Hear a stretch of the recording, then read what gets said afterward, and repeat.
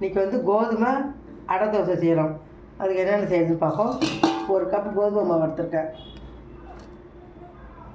அது கூட வெங்காயம் 2 கட் பண்ணி வச்சது, பெரிய வெங்காயம் கட் பண்ணியிருக்கேன்.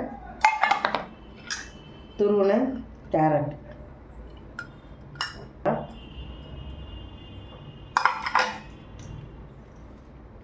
கொத்தமல்லி, கருவேப்பிலை,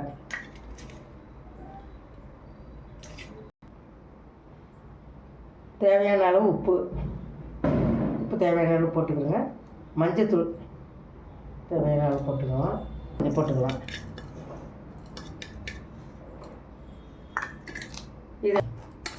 இதை எப்படி நல்லா எல்லாத்தையும் சேர்த்து மிக்ஸ் பண்ணிடலாம்.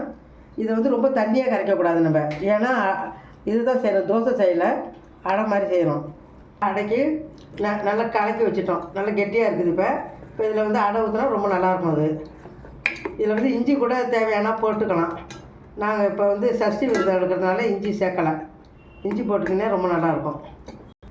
இப்போ நல்லா சூடாகிடுச்சு. எண்ணெய் தடவிக்கலாம். இதுக்கு நெய் தடவிக்கலாம். எண்ணெய் தடவிக்கலாம். உங்களுக்கு எப்படி விருப்பமோ அப்படி பண்ணிக்கிறீங்க.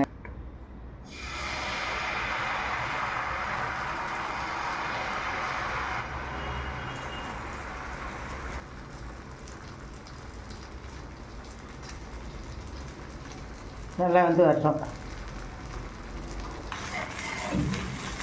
நல்லா வந்து அந்த பரட்டி போடுவோம். நல்லா வெந்துருச்சு, திருப்பி போட்டோம். இது கொஞ்சம் நேரம் வேகட்டும். இப்போ தோசை ரெடி. கோதுமை ஆட்டை தோசை ரெடி ஆகிடுச்சு.